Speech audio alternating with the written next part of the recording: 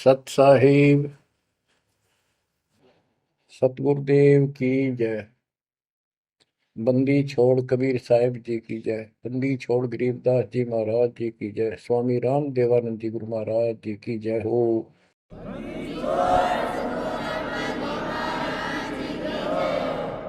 सर्व संतों की जय, सर्व भक्तों की जय, धर्मी पुरुषों की जय।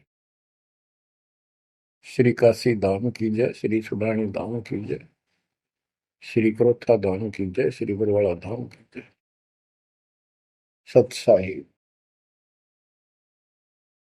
गरीब नमो नमो सत पुरुष को नमस्कार गुरु की नहीं। सुर नर मुनिजन साधुआ संतों सर्वस दीन। सतगुरु साहिब संत सब दंडवतम प्रणाम। आगे पीछे मध्य हुए किनको पूर्व। कबीर सतगुरु के उपदेश का सुनिया एक विचार। जय सतगुरु मिलते नहीं जाते नरक द्वार। नरक द्वार में दूत सब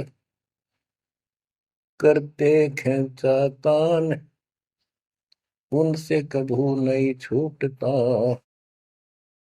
फिरता चारों खाने। कबीर चार खानी में भरमता कबहू न लगता पार। सो फेरा सब मिट गया मेरे सतगुरु के उपकार। जय जय सतगुरु मेरे की जय जय सतगुरु मेरे की। सदा साहिबी सुख से वसियो अमरपुरी के डेरे की।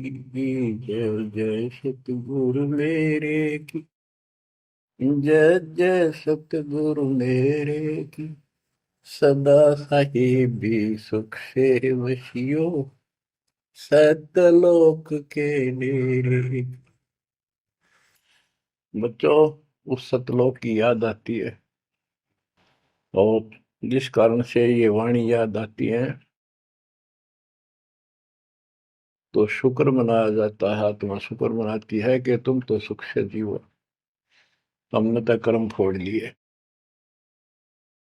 हम तो अपने कर्म भोग रहे हैं, तुम लक्की थे, समझदार थे, इस दुष्ट की बातों में नहीं आए।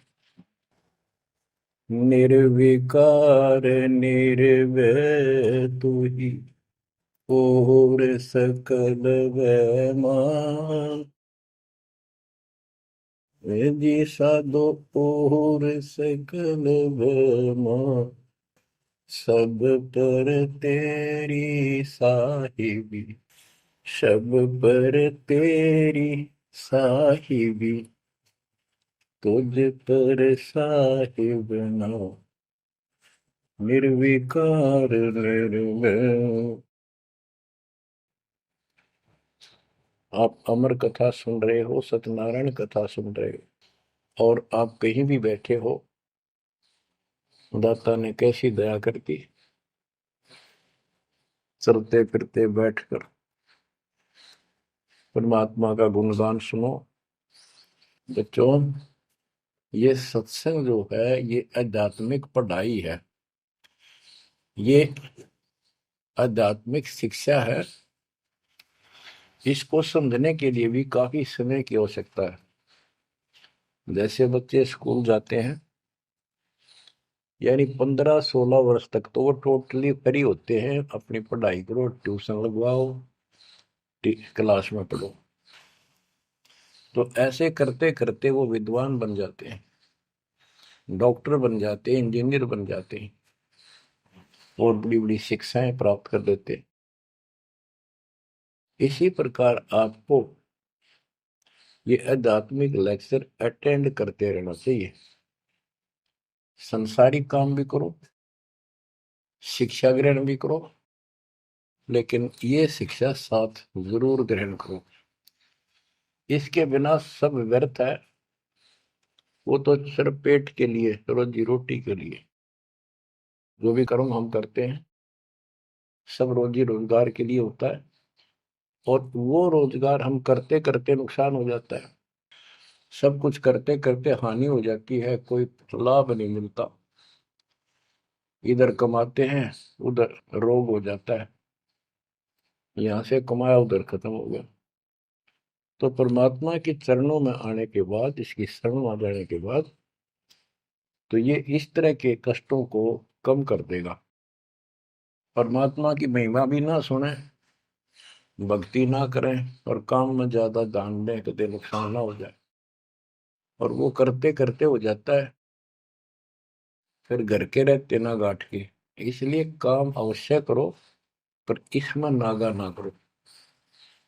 परमात्मा की महिमा अवश्य सुनो, और भक्ति डेली करो, सुबह दोपहर शाम के परमात्मा की स्तुति। आजकल तो अनपढ़ भी कर सकते हैं, मोबाइल घर घर है, उसमें लगाओ आरती, सुबह दोपहर शाम की, आराम से सुनो, काम भी करते रहो। खाना बना रहे हो, आरती चल रही है, बहुत बढ़िया, ध्यान आरती में रहेगा। जैसे ड्राइवर गाड़ी चलाते हैं, ड्राइविंग तो बहुत सावधानी का काम होता है, लेकिन उसमें बातें करते रहते हैं, वो चलाता भी रहता है। इसी प्रकार इस समय का ऐसे सदुपयोग करो, श्रवण भी करो, गाड़ी भी चलाओ, तो आरती भी लगा लो, उसके अंदर चलते रहो, सुनते रहो। तो परमात्मा ने आपके ऊपर रजा करने में कसर नहीं छोड़ रखी। और अब आप भी चौकस हो जाओ, सतर्क हो जाओ, समर्पित और दृढ़ हो जाओ। बच्चों, अपने को अपने घर का ज्ञान हुआ, अभी तक तो हमारे को अध्यात्म का सिर पैर भी ज्ञान नहीं था। और जब तक बच्चों हमें विश्वास नहीं होता कि परमात्मा कौन है, इसका प्रमाण कहाँ है, कहाँ प्रूफ है, और हमारी आत्मा इस बात को नहीं स्वीकार कर लेती क्या सचमुच यही सत्य है, तब तक हम भक्ति भी करते रहते हैं और आत्मा अस्थिर रहती है, मन अस्थिर रहता है। कोई भी कोई साधना बताता है, हम उसी को करने के लिए तत्पर हो जाते हैं। वो पहले वाली तो छोड़ते नहीं, और भी शुरू कर देते, क्योंकि हमें चाह है परम पिता की। हमें इस बात का एहसास है कि एक शक्ति है जो हमारे दुखों का निवारण करती है, किस्मत से भी अलग देती है। किस्मत में दुख आया, प्रारब्ध में कष्ट हुआ, तो हम उसके निवारण के लिए किधर झाड़ फूक वालों के पास, कहीं हाथ दिखाने गए, कहीं पहाड़ों पर किसी ने बताया वहां गए, व्रत रखने को कहा वो रखा। हमने हर तरह से कोशिश की कि कोई सुख प्राप्त हो, ज्यादा धन प्राप्त हो, लेकिन ऐसा कुछ नहीं हुआ। वैसे कभी इत्तेफाक से कोई दाव लग गया, कोई हटकर कोई ऐसा लाभ होता दिखा हो गया, वो होना तो था कर्म का, प्रारब्ध में आ गया कोई, और वो सूत बैठ गया, और हम और दृढ़ हो गए उन्हीं पूजाओं पर, उन गलत साधनाओं पर जो गीता में मना कर रखा है। दास अपनी बताता है, ये आपके साथ भी अवश्य हुई है, आपको अब एहसास होगा।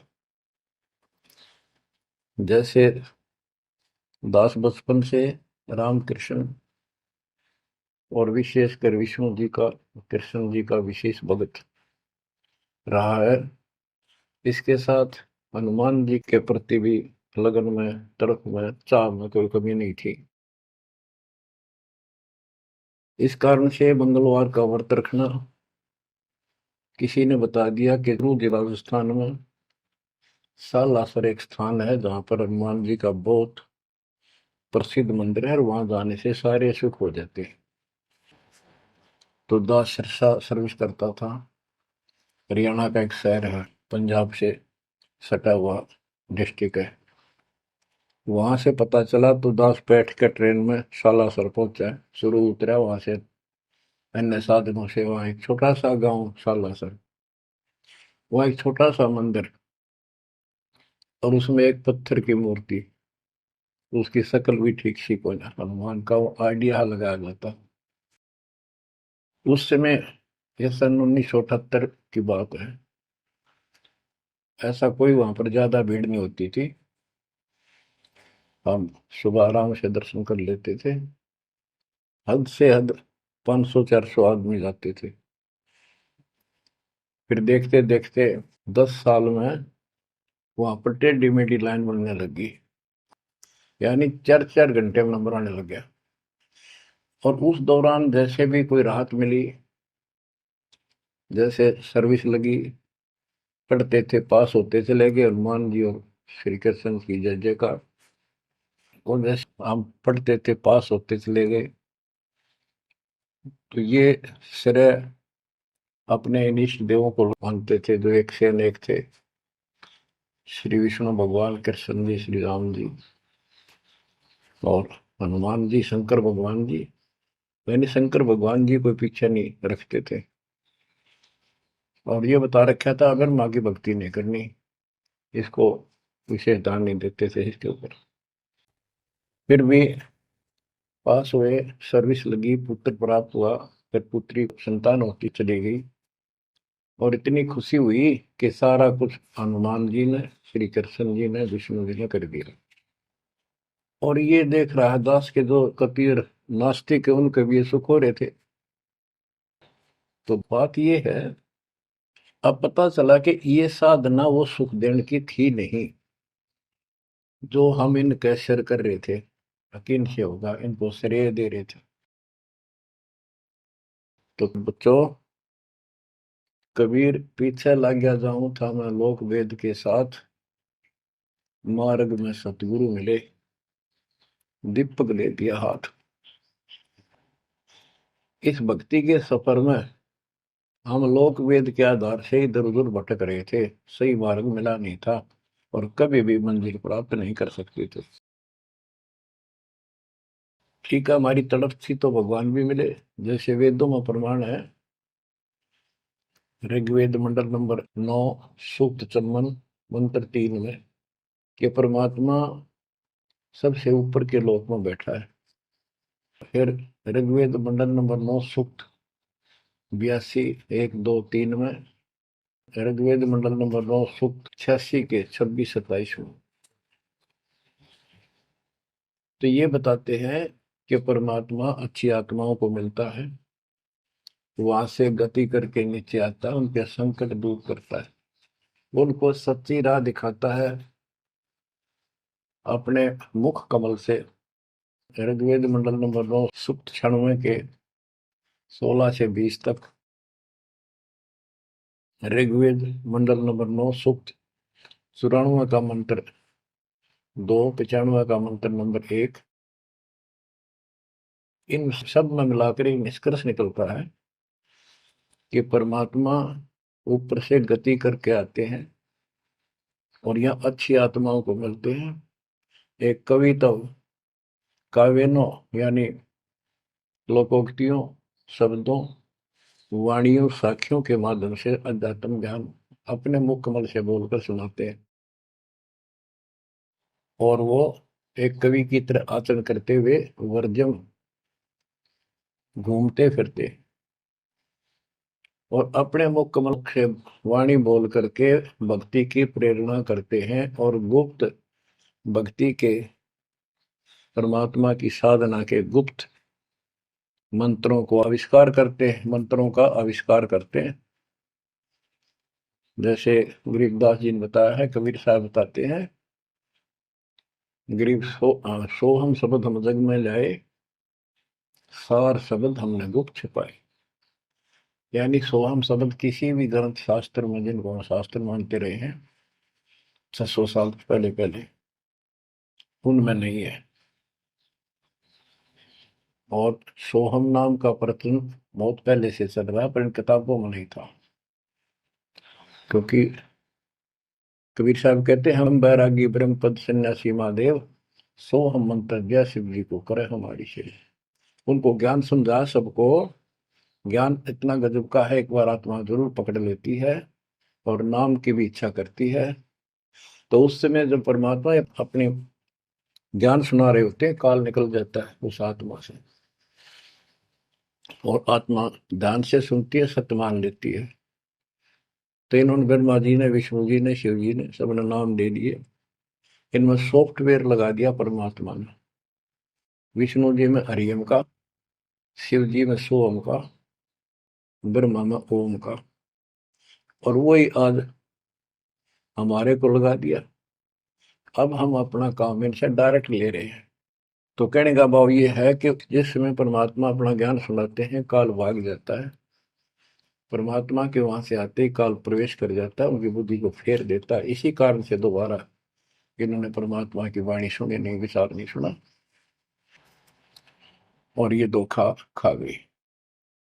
हमने भी बहुत बार धोखा खा लिया, सैकड़ों बार हम ये कष्ट उठा चुके और ये धोखा खा चुके हैं। अपने भगवान को छोड़कर इन बकवादा में बड़े रहे। मानुष जन्म पाएकर खोवे, सतगुर विमुखा युग युग रोए। बच्चों, गिरीश सतगुर संगत छोड़कर लाख वर्ष जप कीन, इंद्रिय क्रम ना मोक्ष होए, अरे काल के आदि। जैसे आपको बार बार समझाया जाता है कि सतगुरु से विमुख होने के बाद हम आज से 600 वर्ष पहले परमात्मा से विमुख हुए थे। उसके बाद हम पता नहीं किन किन धर्मों में जन्मे, कभी भक्ति की कभी ना की। भक्ति करते थे, वह भक्ति ही नहीं थी, लेकिन मालिक फिर भी हमें उन प्रत्येक मानव शरीर में मिले हैं और सच्ची राह दिखाई है। हमने कुछ दिन की साधना अवश्य की है, फिर छोड़ दी, और जिसके कारण परमात्मा हमें चार्ज कर गए।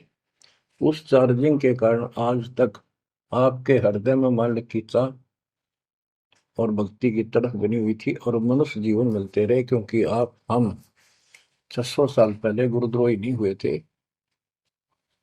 सतगुरु विमुख हो गए थे। सतगुरु विमुखा युग युग रोआ, मानुष जन्म पाकर खोआ। एक उदाहरण देता हूं। एक राबी नाम की लड़की, जिसको राबिया भी कहा, मुसलमान धर्म में जन्मी। वह पिछले सतयुग से मालिक के उनके साथ लगे थे, अपनी बेटी को, अपनी आत्मा के।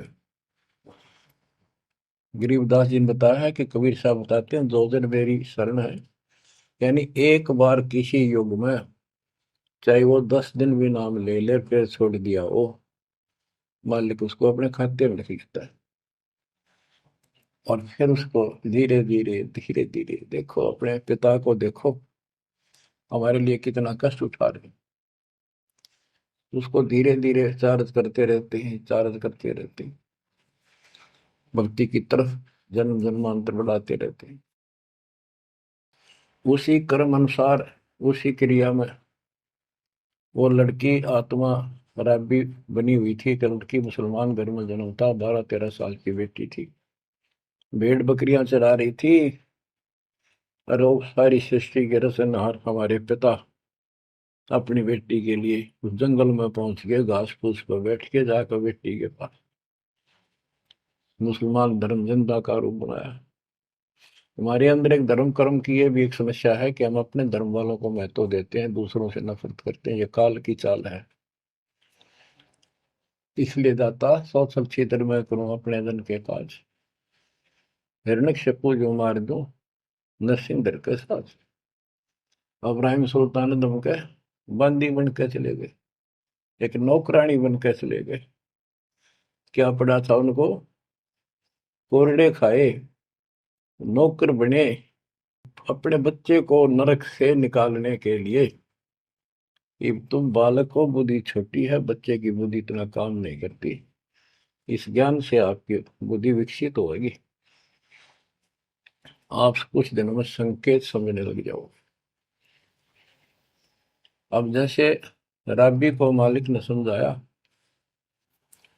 तो बच्चों, परमात्मा अपनी उस बेटी, उस आत्मा के, राबिया के पास जाकर बैठ के जंगल में गर्मी सर्दी घास फूस के ऊपर बैठ के और उसको समझाने लगे, बेटी भक्ति किया करो। तो बच्ची थी, जैसे उस धर्म के अंदर जन्मी थी, उसमें जो साधना बताते थे उसको कहती थी हम करते हैं, ऐसे करते हैं, नमाज करते हैं, ईद बकरीद मनाते हैं। तो परमात्मा ने उनको काफी समझा, कई दिन लगातार जाते रहे, ये चले जाते फिर आ जाते। अंत में लड़की ने स्वीकार कर लिया, भगवान मुझे वो सच्चा राह बता दो जिससे मोक्ष मिले। परमात्मा ने उनको मंत्र दिए, ये मंत्र दे दिए पांचों, लेकिन ये नहीं बताया कि किस किस के हैं, क्योंकि इसके बताने की जरूरत भी नहीं है। या तो चाबी है, किसी भी खजाने की है या कोई और सामान वाले की है, उस ताले के लाओ, खुल जाएगा और उसमें जो सामान है आपको मिल जाएगा। फिर भी याद होना आवश्यक है कि ये इसमें यूं सामान है, इसमें ये सामान है। तो लड़की ने कुछ दिन मालिक की साधना की, 4 वर्ष। उसके बाद समाज के दबाव में शानी होगी, उसने यहाँ तक फैसला कर लिया कि ये तो संस्कार बढ़ते चले जाते हैं, शादी ही नहीं कराऊंगी, विवाह नहीं कराऊंगी। उसने निकाह करने से मना कर दिया। माँ बाप ने कोशिश की, लड़की जवान होगी, लेकिन बिल्कुल स्पष्ट शब्दों में कह दिया, मैं विवाह नहीं करूंगी, मैं अल्लाह खुदा को प्राप्त करूंगी। माँ बाप परेशान हो गए कि बच्ची है, इसने तो जिद लगा ली, और इसका जीवन कैसे पार होगा, कैसे पास होगा, तो हो ही नहीं सकता। बच्चों ने कहा, बेटी या तो निकाह कर लेना, हम दोनों मरेंगे। लड़की ने सोचा, चल माता पिता की हत्या का क्यों सिर पर दोष लूं, आगे अपने पति से बात कर रहे हैं।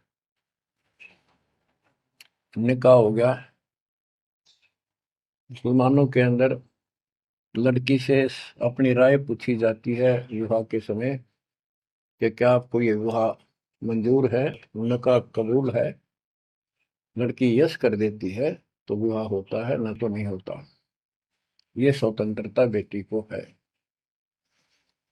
उसने यस कर दी, विवाह होगा। उनका पति बहुत बड़ा अधिकारी था, अफसर था, साहब था। मुसलमानों में एक से अधिक विवाह भी हो जाते हैं, सामान्य बात है। तो उसने यही विचार किया था कि तो शादी और कर लेगा, वहां दबाव बनाऊंगी, ना तो मर जाऊंगी और क्या इलाज है। तो उसने अपने पति से अपना उद्देश्य बता दिया, मैं भक्ति करना चाहती हूँ, मेरी कतई तमन्ना नहीं है कोई शादी और बच्चे पैदा करने की। यदि आप मेरे साथ जबरदस्ती करोगे तो मैं सुसाइड करूंगी। उनका पति भगवान से डरने वाला मुसलमान था, वास्तव मुसलमान था।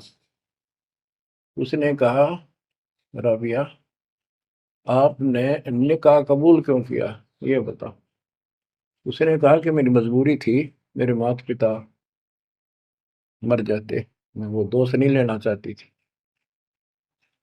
उनका भी काम बन गया। कि आप बताओ आपका क्या इरादा है। मेरा फाइनल है, या तो मौत या अपनी भक्ति करूंगे। इतना दृढ़ विश्वास देखकर उसने कहा कि राबिया कोई बात नहीं, आप भक्ति करो, मैं अल्लाह के मार्ग में बात नहीं बन सकता, मैं भी भगवान से डरने वाला हूँ। लेकिन जैसे आपकी लोक लाज के कारण आपके पिता की समस्या प्रबल थी, इसी प्रकार समाज हमारा भी है, लोक लाज हमें भी है। आप मेरी दृष्टि में, मेरी तरफ से तो मेरी सिस्टर होगी, समाज की दृष्टि में मेरी वाइफ बन के रहना होगा। वो बोली मुझे मंजूर है। उसके लिए अलग व्यवस्था कर दी अपनी भक्ति कर, किसी चीज की कमी नहीं आने देंगे। उसने अपनी और शादियां कर ली। अब वो 50 साल की होगी, सब देखा कि ये तो बिल्कुल देवी का रूप है, पलक भी उठाकर नहीं देखती। ये पिछले संस्कार थे, वो बैटरी चार्ज थी, उसमें चाह थी, आगे बैटरी लगी नहीं है, धीरे धीरे नष्ट होगी। या रोड मारा काल मारी, ये बहुत बड़ा षड्यंत्र है। सतगुरु कबीर साहब ने इसको कोई खोल नहीं सकता, इसे बचा भी नहीं सकता। इसलिए सतगुरु की शरण नहीं छोड़नी चाहिए। उसने अपने पति, जो संसारिक दृष्टि के पति से कहा कि मैं हज करने जाना चाहती हूँ। उसने कहा अच्छी बात है, जाओ, और कोई व्यवस्था ऊंट घोड़े की करवा देता हूँ, उस पर आराम से बैठ कर जाइए। बोली नहीं, मैं पैदल जाऊंगी, क्योंकि ये आस्था हमारी भगवान के प्रति अहंकार में नहीं, ऐसे जावा तो और बढ़िया है, ये वो शुरू से धारणा है। उस समय साधन भी नहीं होते थे, ऊंट घोड़े होते थे, रेगिस्तान में ऊंट ही चलते थे। वो बोली नहीं, मैं पैदल जाऊंगी। राबिया पैदल जा रही थी, रास्ते में कुआं था, उसमें बाल्टी और रस्सा नहीं था। एक कुतिया वहां पर बहुत बुरी तरह रो रही थी, कभी कुएं की तरफ जा रही थी, राबिया के चरणों की तरफ आ रही थी। वो समझ गई कि प्यासी है, और साथ में बच्चा है, मरेगी की बच्चे भी मरेंगे। आओ देखा ना ताओ देखा, दया बिना दरवेश कसाई। वो दरवेश थी, संत थी, दयालु थी, असली मुसलमान थी। उसने अपने बाल पाड़े सिर के, रस्सी बनाई लंबी, वो 100 फुट नीचे पानी होता था, और फिर अपने कपड़े निकाल कर शरीर के उसके बांध कर नीचे भिगो के बाहर टपकाए। निचौड़े एक मटके के टूटे हुए पात्र में कुतिया ने जी भर का पानी पिया, और लड़की ने अपने जो सिर के बाल पाड़े, थोड़ा बहुत खून निकला था, रक्त, ब्लड को साफ किया, कपड़े पहन लिए, मक्का के लिए चलने लगी। वो मंदिर उठ के मक्का कुएं के साथ आकर खड़ा हो गया। लड़की ने तो जाना ही मक्का में था, एकदम प्रवेश कर गई। उधर इब्राहिम सुल्तान अदम की पहले बॉडी में वो आत्मा गई हुई थी, क्योंकि परमात्मा उनको भी प्रेरित करते हुए आ रहे थे। जो इब्राहिम सुल्तान अदम बाद में सम्मान बना, तो जिनको ये ज्ञान हो जाता था, वो अपने धार्मिक मेलों में जरूर जाते थे औरों को समझाने के लिए। तो इब्राहिम सुल्तान अदम वाली आत्मा वहां गई हुई थी, लोगों में चर्चा हुई, वे मक्का गया कहाँ, हद होगी, मंदिर ही नहीं है यहाँ पर। तब अब्राहिम सुल्तान अदम कहता है, गरीबदास जी बताते हैं, सुल्तान अदम मक्के गया, मक्का नहीं मकान, गया रांड के लेन को यूं कहे अदम सुल्तान। लोग बोले रे क्या बोल रहा था, फिर इतने में वो मक्का वापस आ जाता है, और उसमें से राबिया निकली। राबिया देखी, लोग भाग कर प्रवेश किया, देखा तो एक राबिया ने, एक लड़की, उसने अपना परिचय दिया। पूरे मुसलमान समाज में ये बात फैल गई, चर्चा का विषय बना कि भक्ति हो तो राबी जैसी, भक्ति हो तो राबी जैसी, जिसके लिए मक्का उड़कर चला गया जहाज के समान, एयरप्लेन के समान। तो वह हज के लिए गए हुए व्यक्ति इब्राहिम सुल्तान से बोले, अरे भले आदमी, तो एक देवी को क्या कह रहा था, गया रांड के लेने को, नो कह तुम सुल्तान, एक नकमी आत्मा को यो मक्का लेने गया है। तेरा तो भाई दिमाग खराब हो गया, ऐसी देवी के बारे में ऐसे शब्द बोले, तुझे पाप लगेगा, दोजख में जाएगा। तब उसने उनको बताया, ये कभी आत्मा इसके लिए आए थे, इसको वहां मिले थे ऐसे ऐसे, और इसने वो सत भक्ति छोड़ दी, क्योंकि परमात्मा साधु रूप में कहीं प्रकट हो जाते हैं, ये उनका एक नियम है, अच्छी आत्माओं को मिलते रहते हैं। तो उस इब्राहिम सुल्तान वाली आत्मा को बताया था कि ऐसे एक राबी नाम की बेटी है, उसको भी मैंने ज्ञान दिया, पर नालायक ने वो भक्ति छोड़ दी, दुख पाओगी। तो उसने बताया कि इसको सत भक्ति मिली थी, डरे डोना ही है यार, उस पिछली साधना के कारण ये सब कुछ हो रहा है। परंतु उन लोगों के अबन में कहाँ समाने वाली थी ये बात, दो अक्षरों में। उस जीवन को पूरा करके वो लड़की, वो आत्मा अगले जन्म में एक बांसुरी नाम की लड़की बनी, जन्म हुआ। धार्मिक शब्द सुनाया करती थी, बड़ी परमर्थ की प्रेरणा थी, उसमें भी अनमैरिड रही वो। और यहां तक विचार कर लिया कि ये सुना है मक्के में जो मरता है वो सीधा जन्नत में जाता है, स्वर्ग में। तो इससे बड़ी अवसर कहाँ मिलेगा, अगर दोस्ता होगी। मक्के में अपनी गर्दन काट दी और चढ़ा दी, सब जगह ये चर्चा होगी, भाई बांसुरी तो जन्नत में जाएगी, सीधे दरवाजे खुले हैं। अब बताओ, वो तो लोकवेद था, तत्व ज्ञान क्या कहते। उसके बाद वो लड़की अगले जन्म में फिर लड़की रूप में जन्मी, युवा होकर वैश्या का जीवन दिया, सारा जीवन गंदे कर्म करो, एक भी अच्छी सोच नहीं थी, छोड़ दिए कर्म काल में। मानुष जन्म पाकर खोए, सतगुर विमुखा युग युग रो। वो फिर मर गई उस गंदे जीवन को भोग कर, पाप इकट्ठे करके ढेर ला गए। उस 3-4 साल की साधना से उसको मनुष्य शरीर मिलते रहे। उस दौरान परमात्मा ने कोशिश की, लेकिन वो रंग में रंग चुकी थी। बांसुरी वाले में खुद गायक बन गई, लोग प्रशंसक हो गए, बड़े बड़ी अल्लाह का ज्ञान सुनाती है। और वैसा बनने के बाद उसी कर्म वैसे फूट लिए, अच्छे बात समझ में नहीं आई। वो फिर मृत्यु को प्राप्त हुई, वैसा का जीवन, गणका का जीवन वो कर, फिर वो शेख तकी नाम के एक धार्मिक मुसलमान पीर के घर जन्म लिया बेटी के रूप।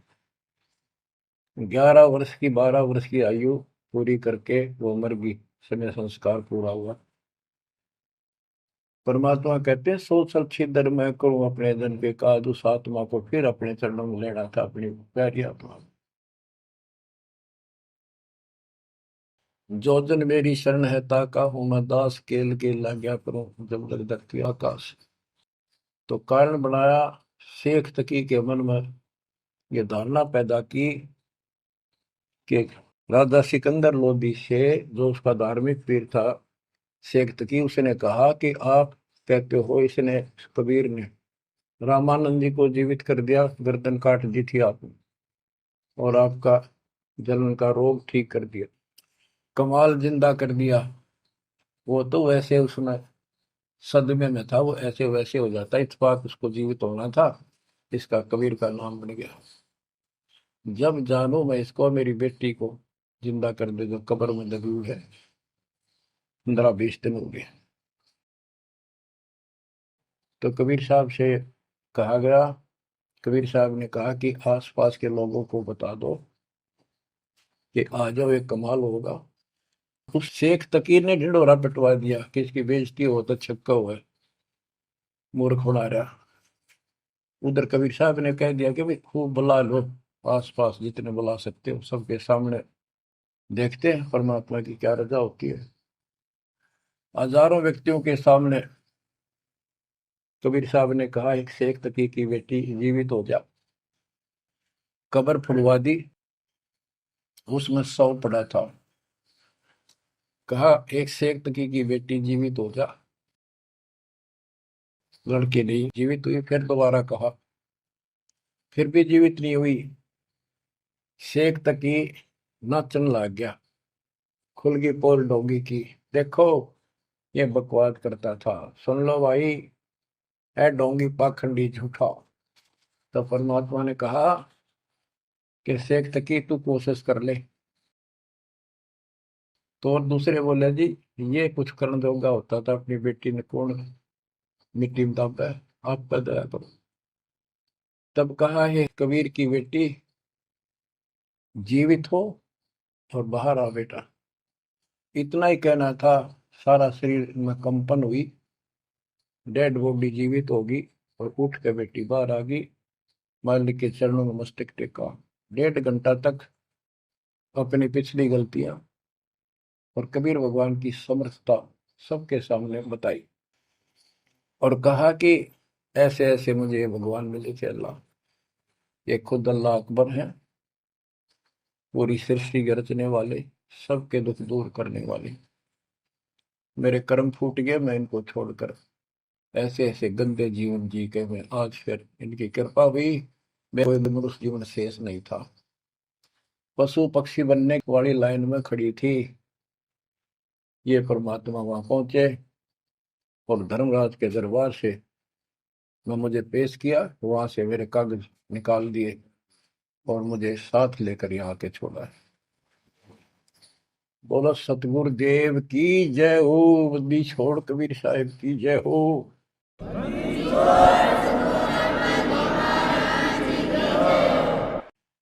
तो उसने कहा बेटी जा अपने पिता के साथ, कबीर साहब ने कहा शेख तकी के साथ। वह बेटी बोली मुझे अपना पिता मिल गया, अपना मालिक मिल गया, इस कर मेरा संस्कार इतना ही था। आप मेरे पिता हो, सारी सृष्टि के मालिक हो, मैं तो आपके साथ रहूंगा। अपने गुरु के मैं संग संग होली, अपने गुरु के मैं संग संग होली, सखेरे मोहे नेकन आई लाज, आज मोहे गुरु दर से दिखाए।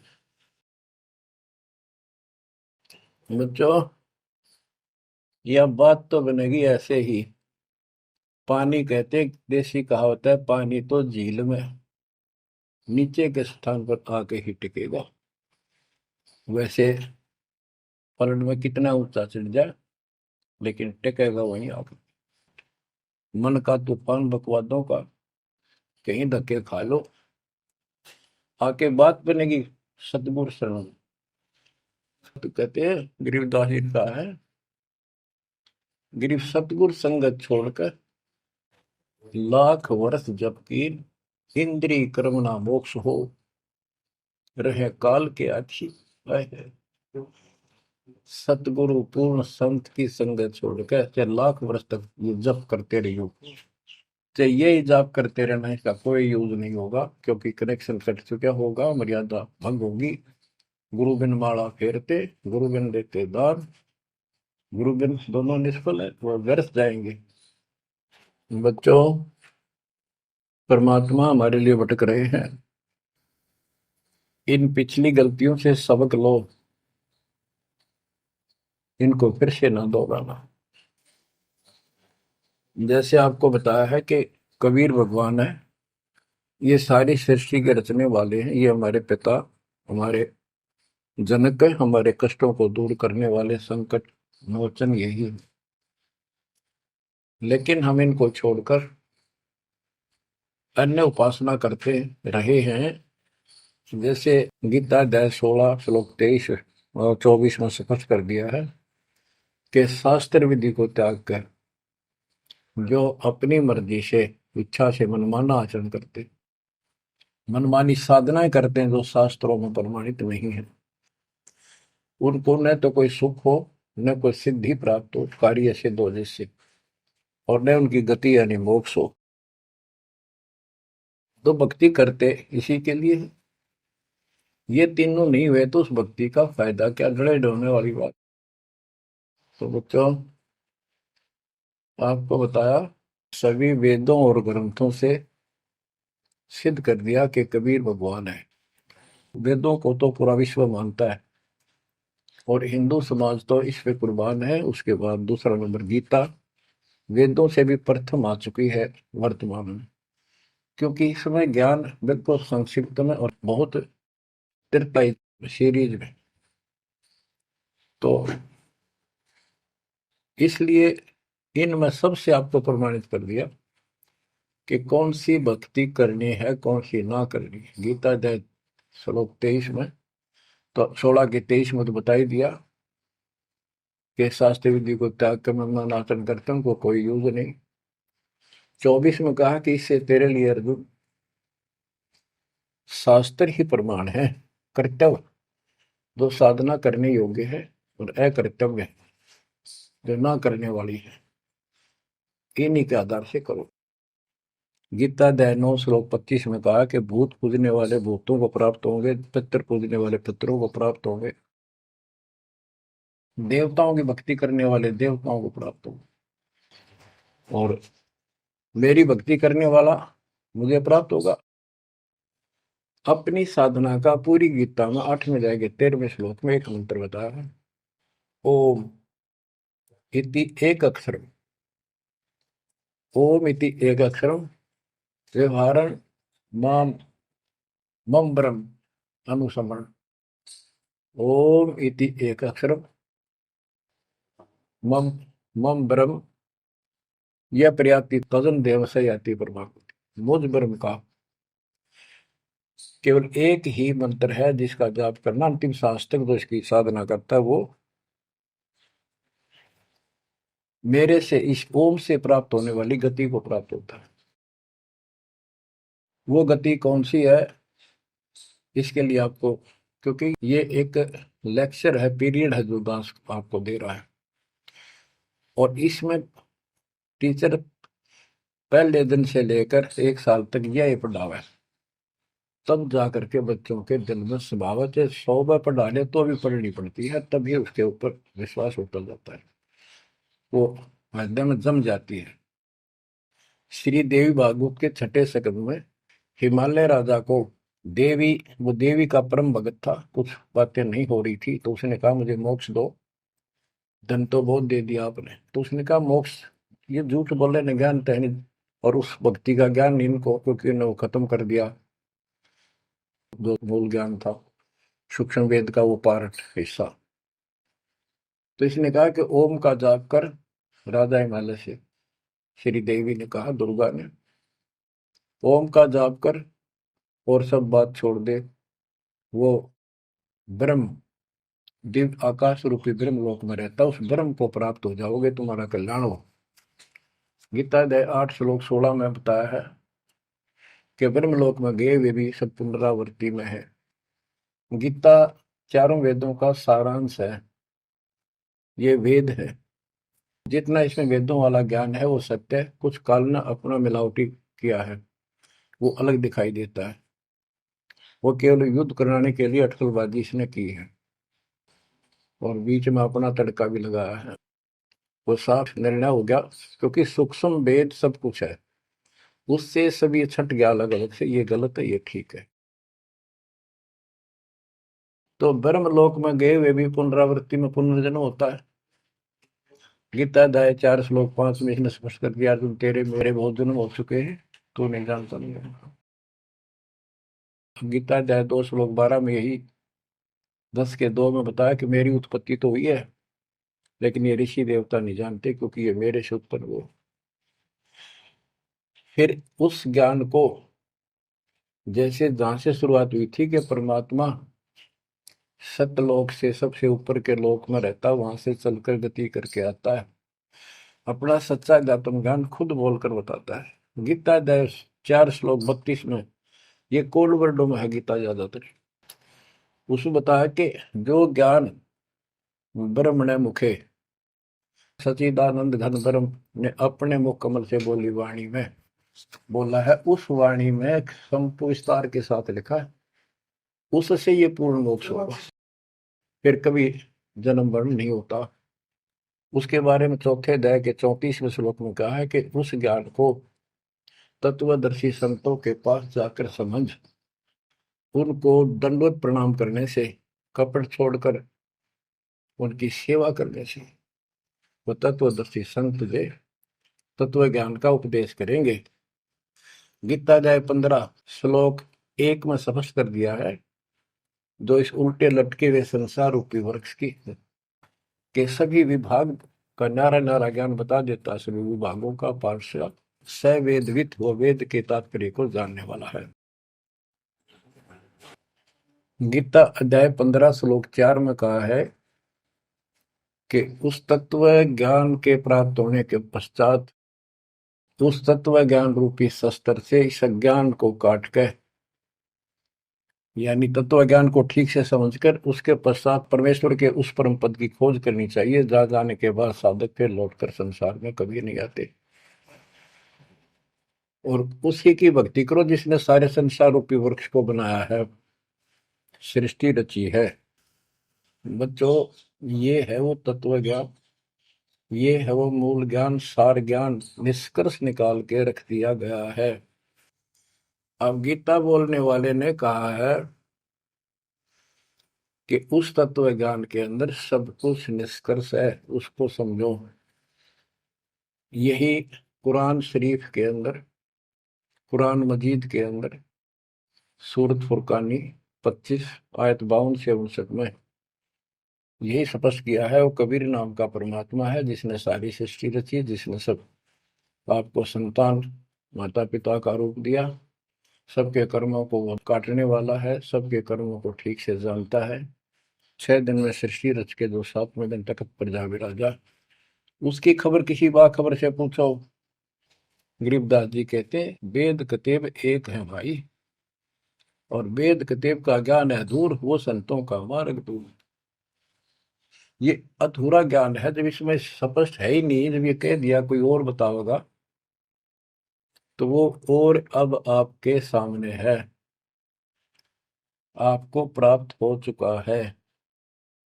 अब भी बच्चों नहीं समझोगे तो कौन सी विधि अपनाएं जो आपकी आंखें खोलाए। कबीर द्वार धनी के पड़ा रहे, धक्के धनी के खावे, 100 काल जो ही पर द्वार छोड़ नहीं जावे।